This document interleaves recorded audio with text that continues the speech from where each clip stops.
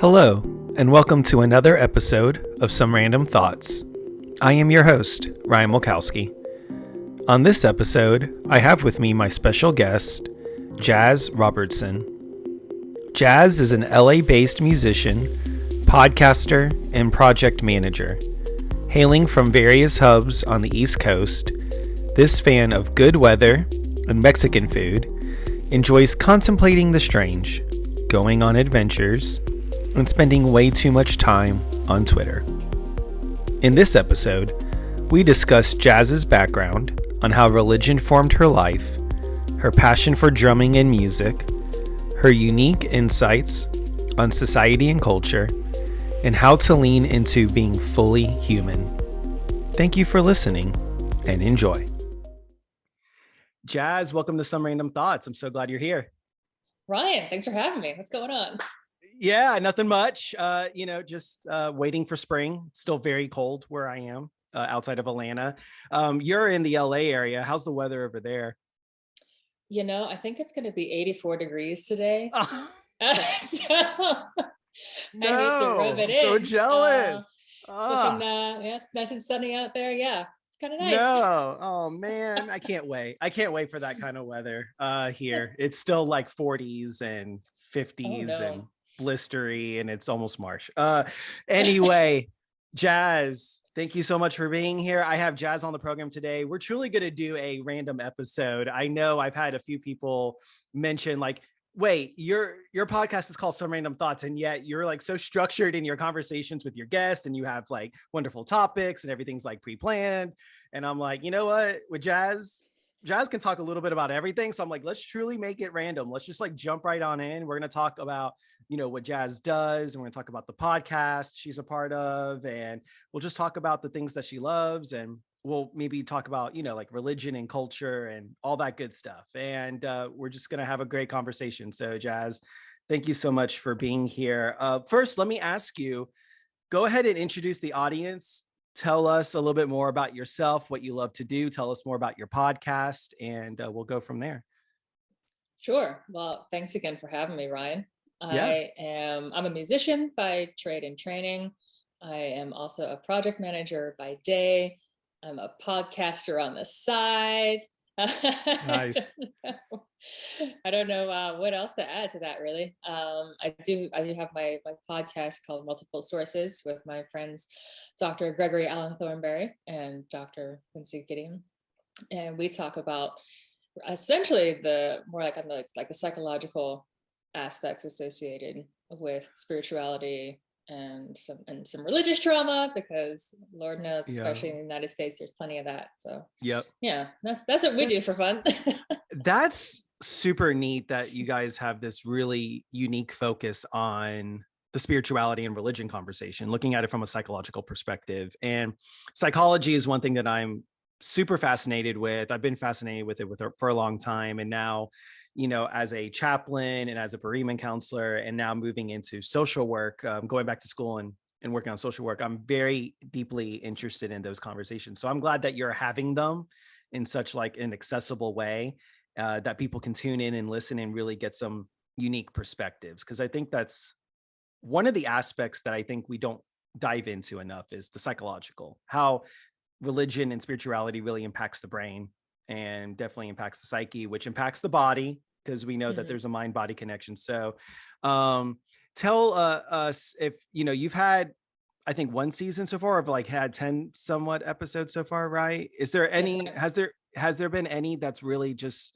I guess if I've asked other podcasters, if there's like one episode and, people only had time to listen to one episode of yours, obviously I wouldn't say that. I would say, go listen to all the episodes, but if they only had time to listen to one, is there any one in particular that really stuck out to you or really was like an impactful conversation for you? Really felt like there was like a lot of rich wisdom and information that you would want people to check out? Oh, that's tough. Because we had a couple that were pretty heavy. But I think one that probably captures what we're trying to achieve really is Yeah. the episode that we did. I think it was like the sixth or seventh episode on kayfabe, and we Okay. had a friend of ours on, Professor Dr. David Dark. He's a professor of religion and other such items at Belmont University, and he came on and talked to us about his experience as a native Nashvilleian living kind of in the Mm.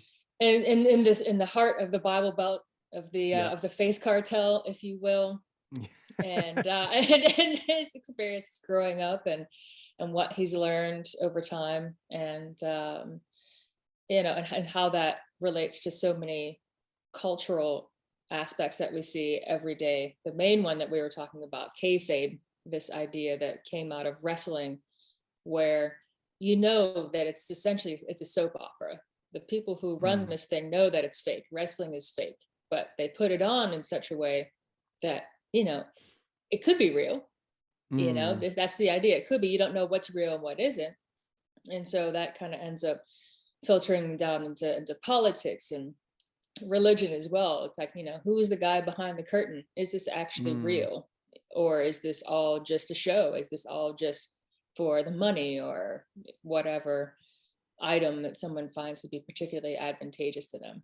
So that was a pretty solid episode where we Yeah, it start with sounds that, like it. and we start getting into traumas a little bit. We start getting Wow. into Okay. trauma responses and Yep. kind of touching on why people do things the way they do. And so yeah, that was one of those episodes that kind of left me a little yeah, I guess kind of dazed. Okay. you know Yeah. I yeah, can imagine it sounds really heavy, but sounds very valuable. And I do follow David Dark. I really appreciate his work. And I actually read one of his books a long time ago, well over 10 years ago, called, I believe it's called The Sacredness of Questioning Everything. Something along Mhm. those lines. If I get it wrong, David, feel free to, lash out and yell at me. But his book actually was very seminal in my very early deconstruction.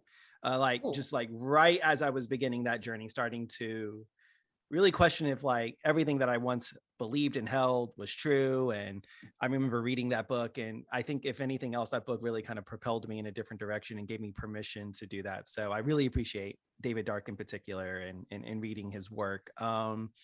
Well, that's awesome. I go check out Multiple Sources podcast, anywhere you get your podcast, right? And then That's right. you also have a video version. Is that on YouTube?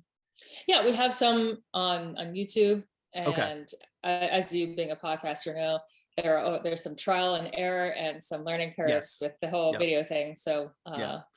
yes, I some of haven't them are there, some mastered of them it aren't. We'll yet. see. I haven't mastered it yet. So, no worries. Yeah, I only have season 2 of my of this podcast on YouTube, but anyway, go check it out. It's really a wonderful podcast. Brilliant people on there, really having some really much needed discussions when it comes to spirituality, religion, culture, all those things.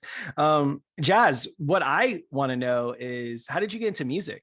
How'd you get into drumming specifically, and what has that journey been like for you, and what is it today? And yeah, I just want to know more about that, because I'm always fascinated with musicians, and seems like the majority of my close friends growing up and even today all have a musician background, but I have Mm. no musicianship skills whatsoever. I don't play an instrument, I don't sing, and yet I somehow always gravitated growing up to like musicians and their talents. So tell me about your talents, and tell me about how you got into the music world.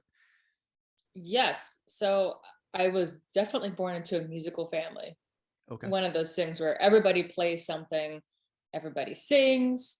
You're gonna be in a choir, whether you're like totally up for that or not. That's gonna happen for you. Yeah. I was definitely in like kids choirs and church choirs growing up. Oh wow. But for drums, it's such like a primal sort of calling, right? Mm. You think about it, you have kids or something, and you see kids, they want to hit stuff, and they hear the sound and they're like, oh, that's cool, let me do that again. And it's cool. It's like, it's a very instinctual sort of thing. So my first concert was was not about the drummer, it was about the guitars. My first concert was Eric Clapton, who's having some moments these days. But regardless of that, we don't love that for Eric. We don't love that for him. We don't. No. We don't. But that was my first concert. It was killing. Yeah. And I was hooked on the drums. Like there was smoke and there was lights and there was this guy doing all this crazy stuff in the air, and I was that was it. I told my mom I was about 4 or 5. I said, that's it. That's what I want to do. And she said, okay, well, let's start on piano lessons. so said, okay, not going to do drums, even though that's what you want to do, or do piano. Right. Was there any wisdom to that for your mom telling you that? I can't wait to hear. What was the wisdom in saying we're going to do piano lessons? I think it's because she had wanted to have that growing up, and she didn't. So she thought, let's like piano's foundational. And now as an adult looking back, I think, that she was probably right, but I wasn't at the right age to do that. I was too young, and the piano lesson probably lasted about 10 minutes before the teacher came out and said, this is not, she does not want to do this. She doesn't want to do this. So it wasn't until years later, I played some percussion in middle school band and all that, but I didn't actually start playing drums until high school. Finally got a drum set, and I don't know if it's because I thought about playing drums so much in my head. When I sat down, I was able to start playing. Not that it was terribly good, but it wasn't terrible, it was somewhere in between. So I think because it was something I'd wanted to do for so long, I was able to just kind of get started going about doing it. So that was it. I just started playing drums in church, and then started playing drums in bars. I ended up going to Berklee College of Music for my undergrad, played there, studied abroad and played and toured abroad. And that's kind of the short version. No, but that's amazing. Do you still play in any kind of capacity currently? So I'm still doing some remote sessions, obviously with the pandemic that brought a lot of stuff to a halt. Right. And I moved out to Los Angeles about a year before the pandemic started. So I was just kind of starting to get my bearings musically and playing with folks. Right. And then it all shut down. And now I'm sort of like, well, people are starting to go out and play again, but I'm also kind of in a place where I'm like, I don't know. You still have some hesitancy about wanting to just jump back in. How is it going on? How is the pandemic kind of going on in LA right now? Are you seeing any improvements with decreasing numbers, or is it getting to be a more healthier place right now, or is it still running pretty rampant and people are still being pretty cautious? I know California's kind of been notorious for being some of the most strict, probably when it comes to restrictions and precautions in the country. So is that still going on, or is there some relaxation happening? Or yeah, they have actually started relaxing some of the indoor mask mandates. If you're vaccinated, you don't have to wear a mask. But it seems like it's difficult to enforce. It's putting a lot of the onus on the business owners to enforce this, and it turns them into health officers, which I think is a little bit unfair. Yeah. So I think it seems to be that there are still some rules in place, especially in large settings, but those are definitely starting to be relaxed. And just as numbers come down, as case numbers come down, I think as we saw, it wasn't so much the cases. Yes, the cases were very high, but it was the hospitalizations that were the main cause of concern around this time last year. It was the same kind of thing where we were packed, for sure.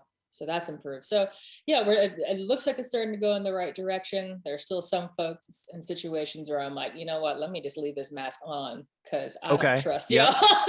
Okay. We got a little too much of the honor system going on around here. So gotcha. But yeah, I think I'm hoping by summer that things are looking more positive, and it'd be nice to get back out and play live music for people, because that's why I wanted to play. Yeah, absolutely. That's the whole reason I started playing. So Yeah, no, I mean, it's got to be so frustrating. Like you just said, you get out to LA, you're getting your bearings, things are starting to go, and you're probably feeling really good, and then all of a sudden, bam, and then it just like puts a kibosh on like everything that you work toward. Where did you grow up? So you weren't in LA your whole life. So you've been in LA what, about 3 years or so. So where were you before that, and how was life very different, wherever you grew up or was raised? Yeah, so I was born in the DMV. I was born in Maryland, and spent a little bit of time there. But my formative childhood years were in Nashville, Tennessee. Believe it or Okay. not. Yeah, yeah.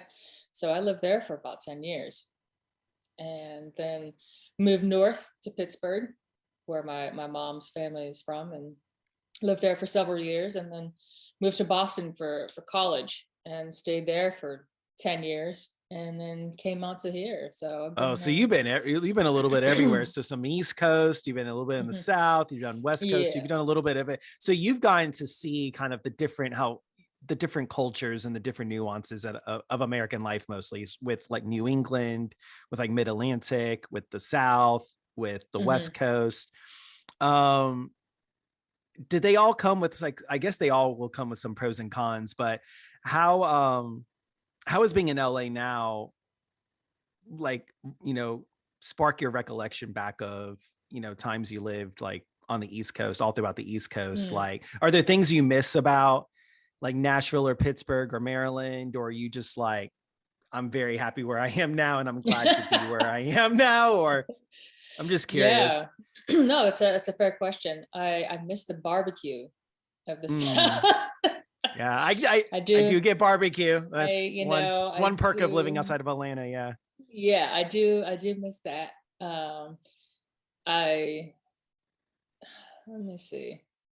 Things I really like about Los Angeles is the weather. I'm a warm weather person. I'm a sunny person. Mm, I didn't mm, realize until a few years ago when I was still living in Boston that you have the seasonal affect disorder, the yep. SAD.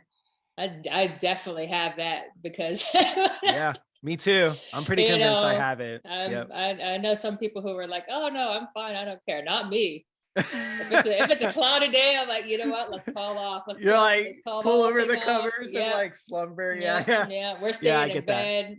I get That that. kind of thing. Yeah, I'm Yeah. definitely that. No, I mean, I think really what I miss from the coast though is just is friends. Friends Mm, and okay. family. Family's all out there. And the other thing I miss about the East Coast is, people can be assholes, like Hmm. straight up, Right. but you know where you stand with people a little bit better, On the East you know, Coast, on the as East opposed Coast, as opposed to as LA or the opposed to West. to the West Really? Coast, to LA, where people are just like, oh yeah, let's get together. Oh, let's do lunch. Oh my God, I love you. And it's all this sort of weird performance art out here where you're not Is that actually right? I sure. had So no that's idea. it. I mean, everybody has a different experience. I'm not trying to Okay. define anybody else's, No, no, but I had but no idea. That's crazy. yeah, I heard somebody say once, and I found it to be dead accurate, that the East Coast, they might not be nice, but they're kind. And on the West Mm, Coast, they might be nice, but they're not kind. Again, not everybody's experience and not everybody's the same. I don't want of anybody course. tweeting at me saying that, I'm a nice person. None of that. I'm just saying that That's your that experience, and your seems experience is valid. that Yeah. yeah, Yeah. exactly. That seems to be like my kind of baseline experience. And having friends from here, from Los Angeles, they have confirmed that. Like they Okay. went and lived Okay. in New York, they lived in Boston. They were like, yeah, people on the East Coast are a lot, but you know what's going on. You know where people Yeah. stand. It sounds So almost like the South a little bit for me though, because I mean, I'm born and hmm. raised outside of Atlanta, so I am pretty much an Atlantean, or just like a metro Atlantean, whatever you want to call. I mean, I know people get into, oh, were you ITP or OTP, and I'm like, I'm OTP, so whatever. I'm still gonna say Atlanta because I can. No one's gonna tell me different. But I would say being in the South, it's almost kind of like sounds like your experience in LA, because I've noticed with a lot of people will put on the airs, like that Southern Mm. hospitality type of thing, or like Oh yeah. everyone's just like, oh, hey, but like they might not feel that way about you. Hmm.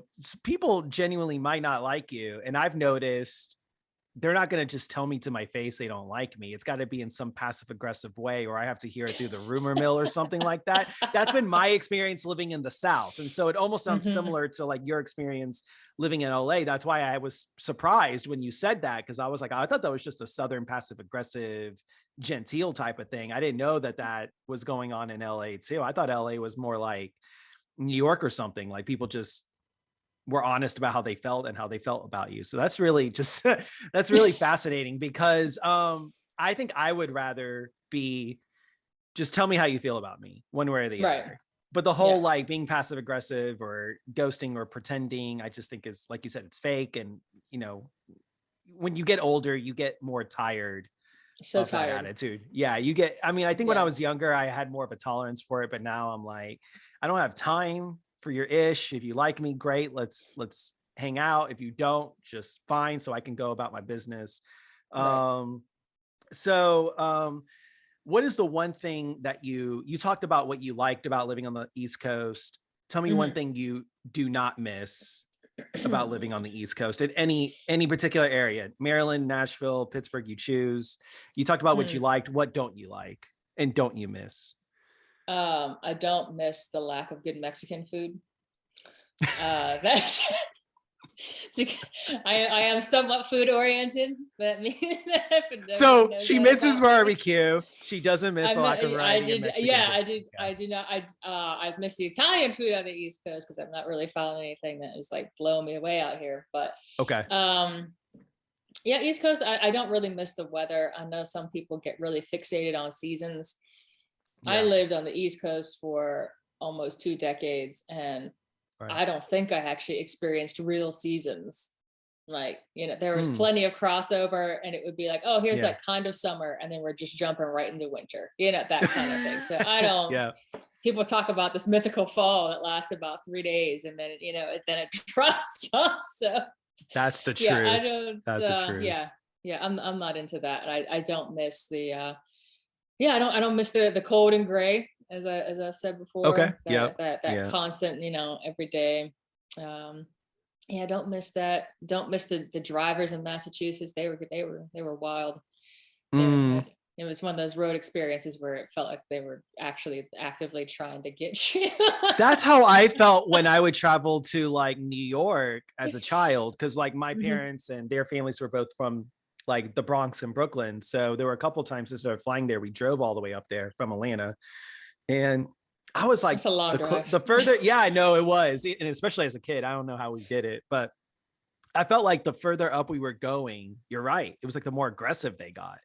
And I Hmm. was like, at one time, I was literally scared for my life when we were going through like New Jersey and then getting into New York. I was like, these people are like, are they trying to run me off us off the road on purpose? Like, I was so confused, but that's just how they drive. I don't know if there's any ill will toward it. I think they just drive like no one else is on the road, and that there's no speed limits and there's no rules. Basically, it's just like I felt like it Yeah, was like Mad Max. Felt like it was like Mad Max Fury Road out there. It was just like, it's like each one defensive for driving. themselves. Yeah, it was like Right. each one for themselves. If you survive, congrats or whatever. But no, Atlanta's awful for traffic, and I've heard LA is notorious as well. So do you use a lot of public transportation to avoid all that mess, or are you still willing to get into a car and deal with that hassle? So before the pandemic, I was doing a little more public transportation. During, not so much. Makes sense. Kind of avoided that. Mm-hmm. You No, don't want to be around people, obviously. Yeah. yeah, no, definitely not. And the thing with LA is that they do have a transit system, contrary to what some have, proclaimed to me in the past. They do have a transit system. It's it's actually pretty good considering how much territory needs to be covered. It needs improvements and all that other stuff. So I do drive, and I, to some extent, do believe that my time driving in Massachusetts prepared me to be here, where you have to. We're here, like, yeah, there's road rage and that kind of stuff, which we know about, but there's also a lot of people just not paying any attention. I don't Oh, know what wow. they're doing Okay. in their car, but they're not paying attention. And you can see on cars, you see like a rash, like a collision sort of rash on the sides of a lot of cars out here of, a merge into another lane gone bad. That seems to be Mm, like a pretty classic thing to do, where two cars just come together, and it's because people aren't looking, or somebody's sitting in the blind spot, whatever. I that's don't so want to go frustrating. too wild into it, but Yeah. yeah, so we do drive, but it's not in the city sort of area or anywhere in like a 15-mile radius of downtown Los Angeles. It's definitely a situation where you kind of need to be on top of it, because somebody might do something silly. So Oh man, yeah, no you know, thanks. no. Atlanta's is wild, but I just feel like I feel like LA sounds slightly worse, but I mean, we're not much better. So it's like no judgment here. It's just like the only problem is that our transportation system, our public transportation is severely lacking. Like we have this thing Mm. called MARTA, but MARTA is like What's Marta just in the doing? city. It's just like, well, it's terrible. I mean, the thing is, and it's terrible not necessarily because it's MARTA's fault. It's terrible because the taxpayers are unwilling to support funding to expand it.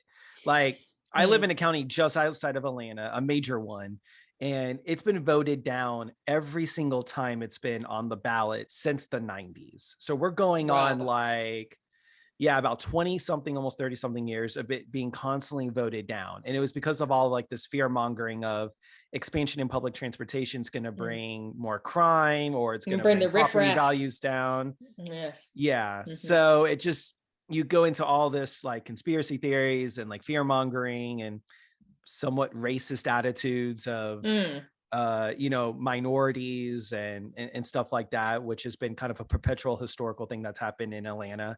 Atlanta still sees, I think, a lot of segregation, and a lot of that could be addressed to like redlining and gerrymandering and all those other things. So that I think that's still an issue, because even though we're becoming more diverse in our minority population and in specific areas, it's minority majority, and Mm. yet we still have this systemic racism that's happening, and you still see it play out politically. And so I don't know, like public transportation is one of those things that I think I really took for granted how important public transportation is. And then I think as I got older, I was like, oh crap, we should be really paying attention to this, Mm. and we really need to be serious about it for environmental reasons, for accessibility reasons, and whatnot. But anyway, I get nerdy about things that I think most people don't even think about. And that's kind of how my brain has been operating lately. It's like watching an entire episode on like I said, public transportation and like Mm. the importance of that, or watching an entire episode on like the problem with like suburban life, and Mm. the suburbs, the whole concept of suburbs, and how Right. there's like racist and environmental problems and implications. So I've just been Hmm. like into nerding out about that lately. But I was going to ask you, you mentioned when you were growing up and you were, in a musical family and things like that, and you were put in choirs and stuff like that. When I think choir, I think church. Is that true for Hmm. you? Were you raised in religion or any religious beliefs and values and stuff like that? And how much of a role did religion and spirituality play in your life growing up, if any? Yeah, I was definitely in church choirs for sure. Um, my mom had a Protestant background, and Okay. so we went to all kinds of churches. I think I've hit just about every denomination at this point. Oh, wow. Okay. I don't know if there's a bingo card or anything for all of them, but I'm pretty. You would fill almost the whole thing, I probably. think Yeah. I probably could. I'm not. I don't want to include any like extra offshoots or something, but you know, I mean, hell, I think I was baptized in 3 different churches Oh, by wow. the time Okay. I was like 10 or something. Want to make sure I'm not going to hell. I was about to say, So what was the up with the just three double times check. amount? Was it you were just like really hedging your bets? It sounds like. So the first two were not up to me. First of all, Okay. I Okay. was little, and so like it was like there was like the baby baptism, and then there Mm, was like a toddler baptism. I don't know if like a little sprinkle of the water yeah. situation. You know what I Right. mean?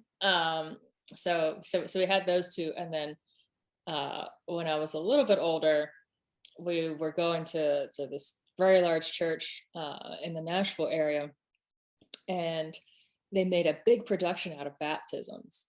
It was like this whole thing where, you know, you had Yeah. like 3,500 people in this room, and they were staring upward at this baptismal that was like at the very top. It Yeah. was even above the choir. It was like the central sort of thing, you know, and Yep. people get all Right. dressed up in the white gown. They go up there and you get dunked, and everybody was like, "Yay, this is great," you know. And so I was like, "Yeah, let me go on and do that." So I went and That sounds like fun. it was yeah, really. I bet, and it was one of those things where they're like, "Oh, well, you understand that, you know, you're, you know, this is a symbol." And I was like, "Yeah, that's great. Let's do it." You know, it's like, You're like, sure, whatever. It's yeah, like they're trying to like educate yeah, you on it. You're like, okay, whatever. Yeah. yeah, whatever. I'm like, Yeah. oh, like you're gonna clap? Sign me up. Yeah, looking back at it, it was just sort of like, yeah, that's pretty much what it was. I was like, yeah, let's go ahead and knock this out the box. So yeah, so I did grow up in churches, and they played a role in, I don't know, it's kind of hard to say the role that your life, that church plays in your life as a child, because you don't have a lot of agency when you're a kid. You know, you don't really have much of a Right. choice if you're going to church sometimes, or Yeah. the path that life takes, because your parents or your carers or whoever, they go to church, or they're in a particular religious situation, spiritual situation, and so the course of their life takes these different turns, and you get dragged along with it. You know, so it's kind of hard to answer definitively like how much my life was really personally impacted by church. I was certainly impacted by people who went to church.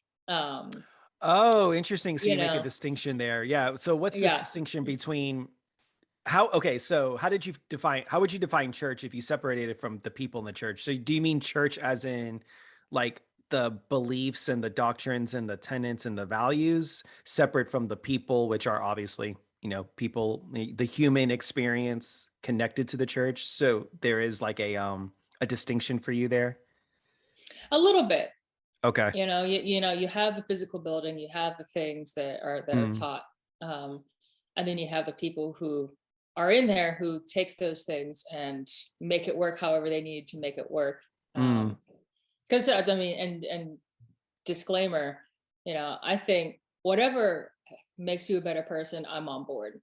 You know, okay. like whatever. I'm not anti religion or Okay. whatever. It's like if you need that, if that is helping you, if it is helping you to love yourself and others better, do it. If it's the church of the flying spaghetti monster and that's the thing that's got you loving your neighbor, I'm here for it. I don't care. You know, like Okay. that's not Okay. a So you're big not an deal. anti-theist. So you made that I'm clear. Or not.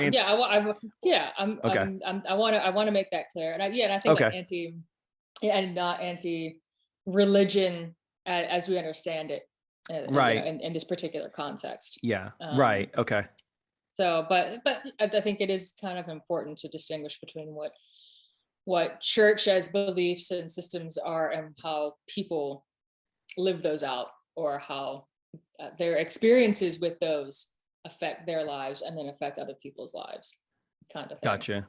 Did you Um, experience any harm growing up in the church or from people in the church, or was there any moments, negative or positive, that kind of formed and shaped you into your adulthood and things like that? sure. I mean, I think you know, the any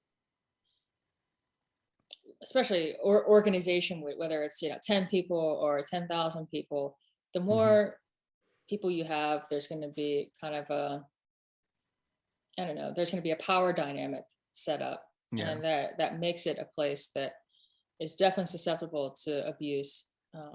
You know, at the very least, you know, spiritual abuse and emotional abuse, which is definitely very powerful, as you know, from your Yeah. work that you Right. do. Yeah. Um, Right. and I think probably just like the earliest memories were of how people were using the Bible to justify their bullshit, or to Mm. justify the way they treated people badly. Yeah, those were Yeah. my earliest memories of Okay. bad situations with the church. Okay. And it goes to even, you know, to something that we're a little more culturally aware of with purity culture. So that did You affect know, you would say, to an extent, purity culture movements and all that? yeah, Okay. it definitely Okay. did, and Okay. it definitely affected my relationships when I got out of when I was, finally out of all that stuff, because I read somebody gave me a copy, Brian, when I was like 10 of I Kissed Dating Goodbye. Oh no, not that book. That's Oh, a good one. that That's book. young. That Oh no, book. that's young though. 10. I didn't even read that till I was like in high school. So for you to be Yeah, 10, yeah. that's really young. Yeah. Well, there's this tendency to over sexualize girls and women in church. Right. Okay. We are, we're always the Jezebels or the whores or the harlots. We're the That's ones that totally seduce true. men in all these stories, right? So we're already not getting a fair shake. It's like, oh well, if you're a girl and you're anywhere near puberty, you must be out to seduce somebody. Mm, makes a lot of So, sense. Okay. but they don't necessarily say that in all the words. It's, well, you just need to protect yourself. You need to protect your body because it's sacred to Jesus. That's the line Okay. that comes out, right? So you talk about the text and then the subtext. So the text Mm-hmm. they gave you Yeah. is you need to protect this and remain pure for Jesus. The subtext is Mm-hmm. everything you just said, which is Yes. Yeah. Mm-hmm. This is what we actually believe. women and girls are inherently promiscuous and are out, and their only goal is to have sex with the boys. And so, the boys are supposed to be like the future leaders and Mm-hmm. don't need to be tainted. And that, you make a good point. So I was never told, I read it in high school, you read it at 10, and you just gave a perfect example of, well, they expect me to be responsible, but don't put any accountability or responsibility on the boy, which is totally true. I mean, I never really was taught a lot, even in conservative evangelicalism growing up, like that I needed to be responsible. It was more of stay away from the girls because you're getting to an age where these girls are going to be coming after you. They're going to want to be with you, which I was like, that's great. That's fantastic. And then they Right. would What's the say, problem? Like, you're yeah. And I was threatening like, me this with a is good great time here. news. And then they were like, well, you need to, make sure that you remain pure as well, because you're going to be a future leader and you're going to have a future wife, you're going to have future children, and you need to set the example just as Christ sets the example for the church, and all this text that they would give to us as well. But yeah, no, it's really interesting how you talk about really how purity culture, while it does affect, boys or men to an extent, it's really different for, women and girls because of the really just the unequilibrium of responsibility and the pressure that's placed upon girls and women. So purity culture did affect you. Were there any other kind of problems? Because I'm assuming, and you correct me if I'm wrong, but growing up, where the majority of your church experiences of like conservative evangelical nature, or were you ever exposed to any other types of Christian expression growing up, or is it primarily just evangelical in nature? Oh no, we had some evangelical, we had some Catholicism in there. Okay. Yeah, we had also, I guess would be like kind of, I guess, Pentecostal, like the Black church, which is a different experience entirely. Yeah, absolutely. Um, and it was one of those things. I was talking to a friend recently about this, about my time spent in both kind of Mm-hmm. spaces, and like by and large, my time spent in Black communities and Black churches was always very warm, and that Mm, speaks to the, just like culturally, it's like to the community. It was a mm, warm place. Even, I mean, no place is perfect. Everywhere has its problems. I'm not saying that isn't the case, but it was always uh, a more I don't know. It felt more intuitive. There was a different sort of connection. There was more of an acceptance of yeah. of expression, of expressing your spirituality how you needed to express it, sort of thing. Um, which, and there was some of that in some of the evangelical spaces, and then in some not, like in the white evangelical spaces, I should say, and some not. But um, I did have a fairly well-rounded exposure, I guess, to Yeah. these different ideas and approaches, I guess, to Christianity writ large. You know, so yeah, I'm thinking back as well, because this is something, and I am, as you alluded to earlier, I think we know each other from Twitter, and Yeah. I spend probably too much time on Twitter, not as much as some people, but probably more time than I should spend, considering I'm not getting paid to be there. um but was tweeting back and forth with some folks yesterday about Christian supremacy. This idea that Christianity is the best thing going, which you may believe, but it's not just about it being the best thing going. It's down to your immortal soul, that if you don't believe in Christ crucified, you're going to hell. Sorry. That's a damn shame. We think about the song, the Larry Norman song, I wish we'd all been ready. Yes. That talk about religious trauma. Jesus.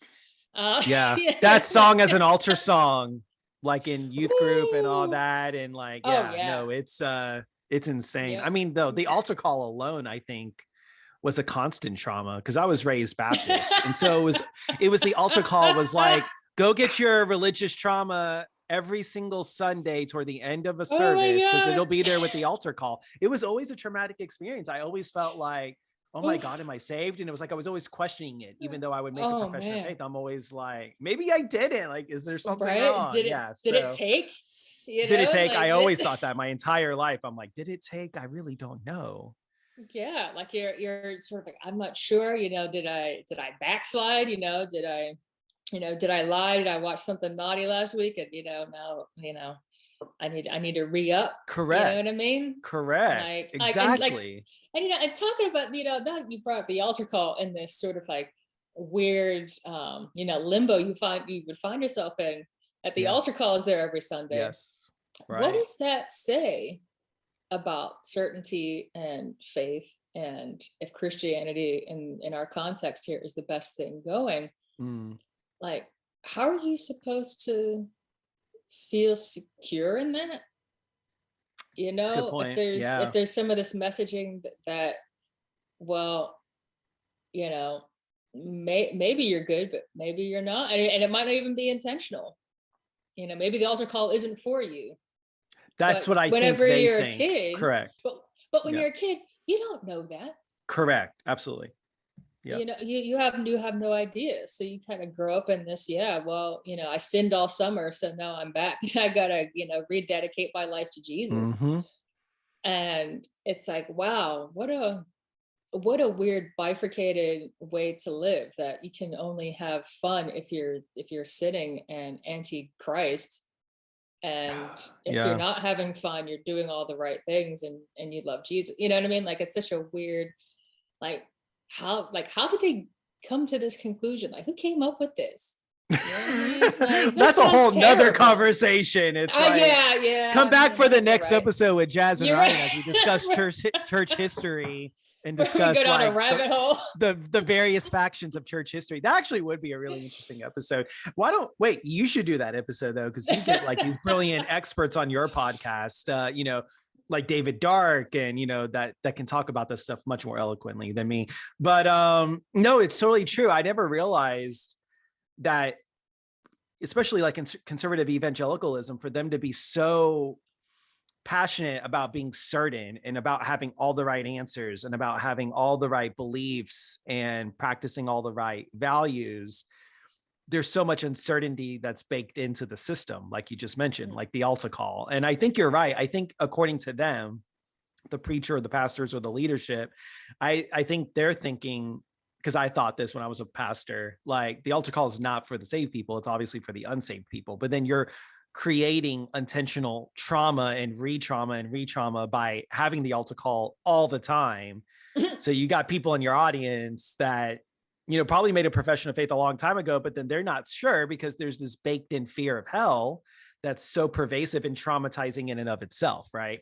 Which, as opposed to Catholicism, it's a little different, because it's as long as you, get baptized and you do your first communion and you do all the the rituals and the rites, they call them rites in the Catholic Church and the Episcopal Church, and all that. The sacraments and all that, as long as you do all those rites and all those rituals, then you're sealed, right? And then you have obviously confession, And that's Right. kind of like confession's more to make sure that your soul is like, you know, not going to go to purgatory and all that stuff. So I guess Catholicism, I'm not a Catholic expert. So listen, anyone who's Catholic that's listening to this, if you get upset, whatever.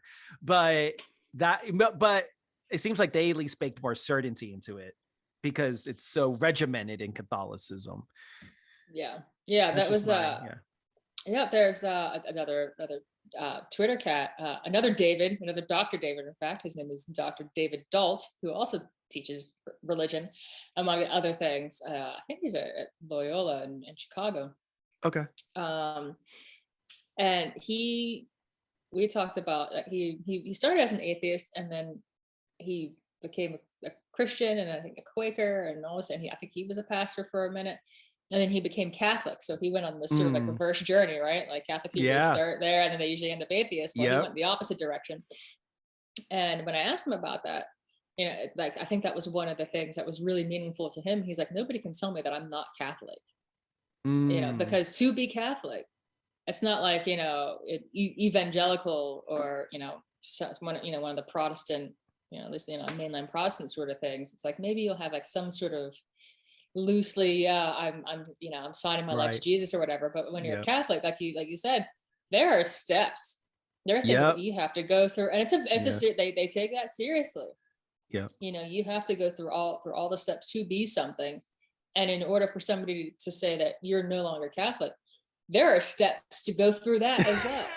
That's true. You know, somebody can't just say, well, you're no longer Catholic. It's like, bitch, yeah, I am. There's a process. And I have a process. You know, first of all, how dare you? You know, so exactly. Right. I agree. Like, there's something really great about that. You know, like again, you know, not perfect by any means, but there does lend like a bit of certainty there. You know, I think that was one of those things that was lost whenever you had the Catholic Protestant split, is that the Catholics were still interested in the experience and like these symbols and what they mean.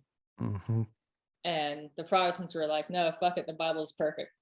We're just gonna go for that. Yes.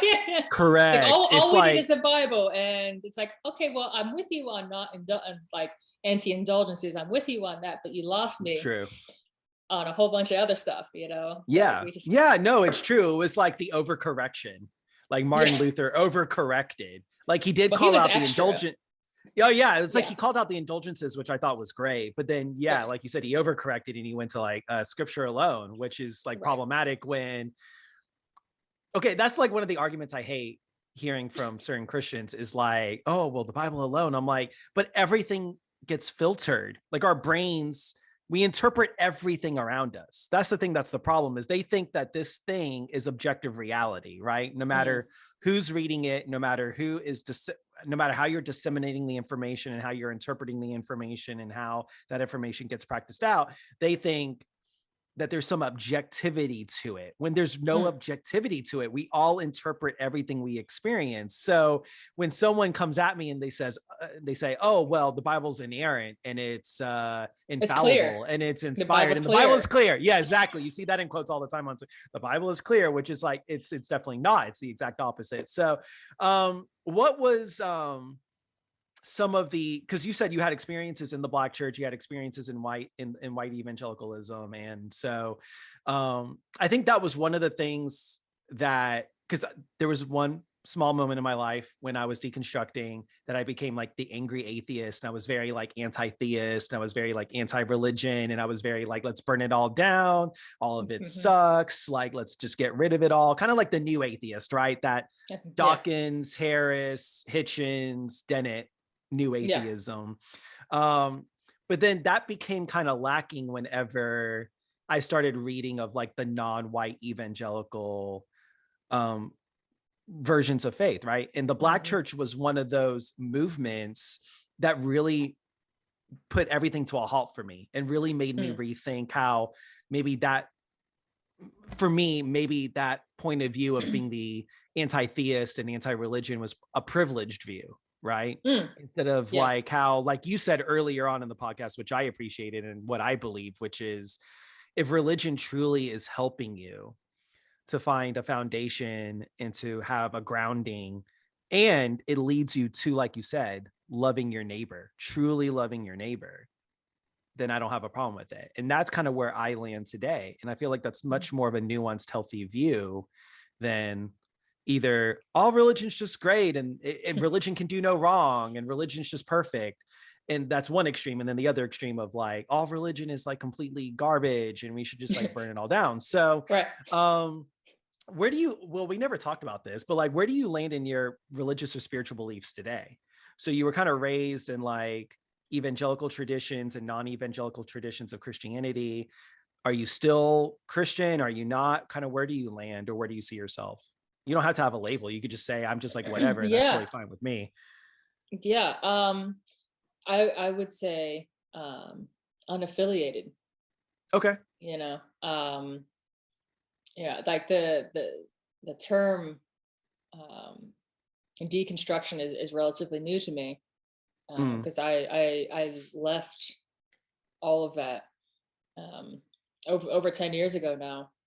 Oh, wow. Okay. So it's been a long And it time for was, you. Yeah. yeah, it's been a while, and it was kind of a gradual process of things just not making sense, constantly Mm, trying to square circles and it just mm, not yeah. happening. And that's a conversation for that's another episode, but We're just gonna have multiple episodes. I'm just gonna come We're back gonna get to the have these audience random prepared. conversations. Having multiple Right. conversations with Jazz. Just be on the lookout in future seasons. You're gonna see Just Jazz's like, name all the time. just get ready because like, well, you got me started, Ryan. It's your fault.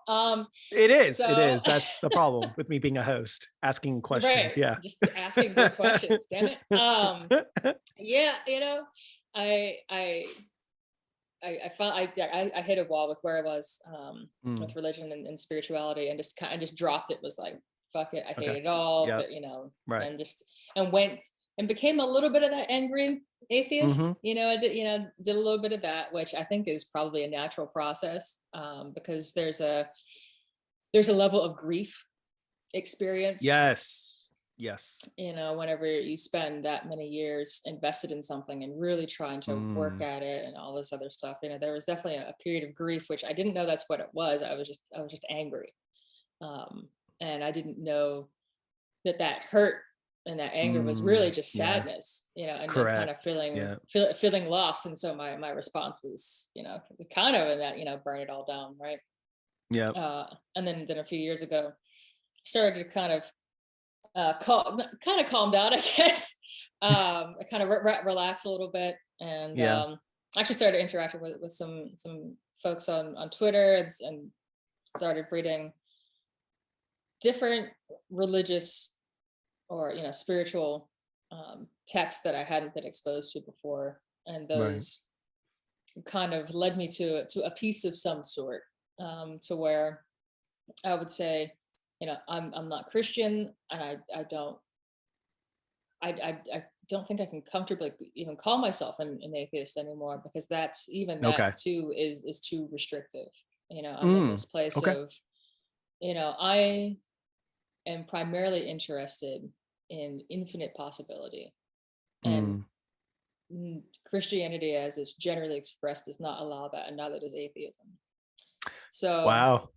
Wow.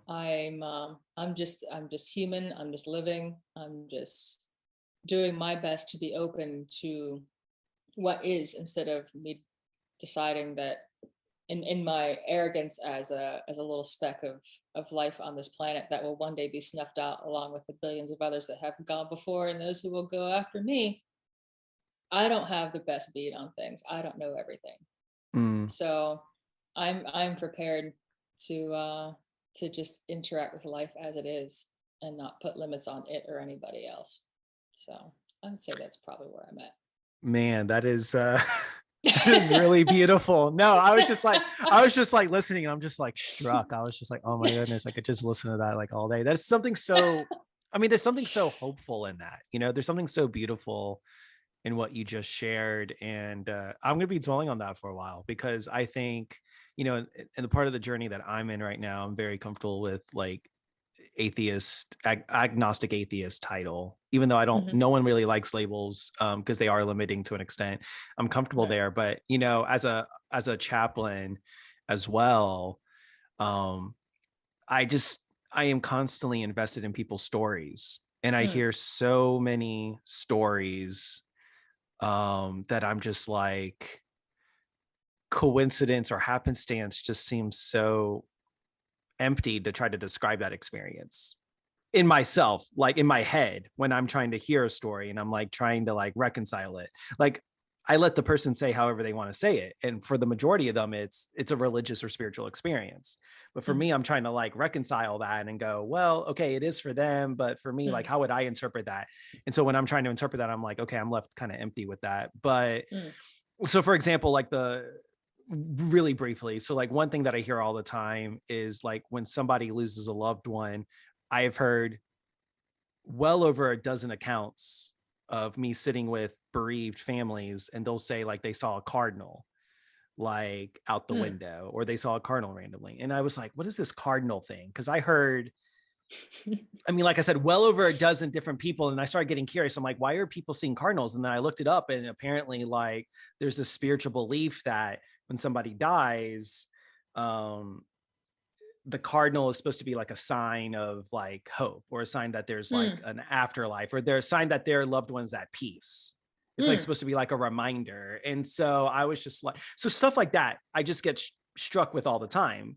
But then, you know, the more I study science, and specifically neuroscience, because a lot of people would be into the phenomenon of like when somebody's in the transition phase of death, a lot of them will say like they would be reaching out or call, or they would see their loved ones.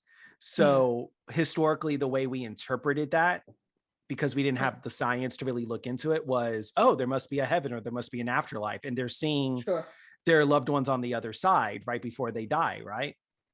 But then, you know, neuroscience has recently discovered that right before somebody dies, their brain goes through like this random reallocation of like events and memories, right? So they'll remember like the fond memories, and they remember their loved ones, and they'll remember the times where they really, you know, felt at peace, or they felt loved, or felt comforted, or felt happy or joyful.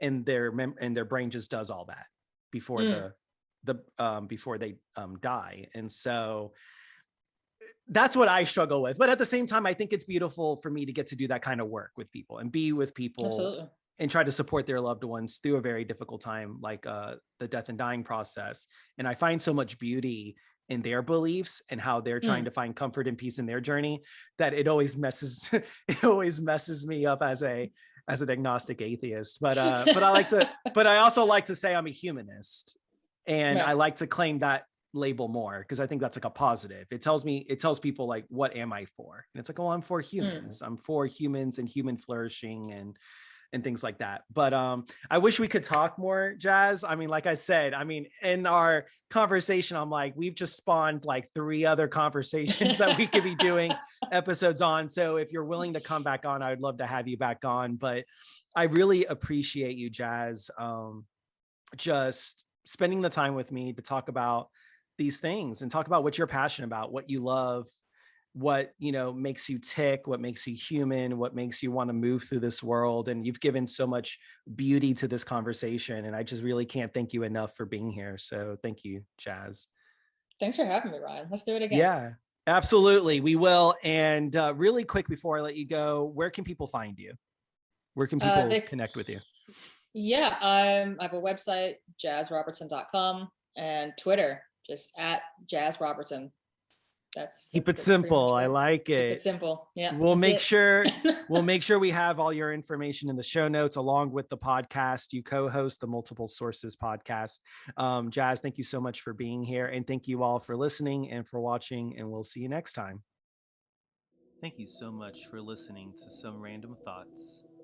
You can find the podcast in audio form wherever you get your podcast, and at anchor.fm/Some Random Thoughts. You can find the podcast in video form on my YouTube at youtube.com/Ryan Mulkowsky. Connect with me on Twitter and Instagram at Ryan Mulkowsky, and on my website at www.ryanmulkowsky.com. That's RyanMulkowsky.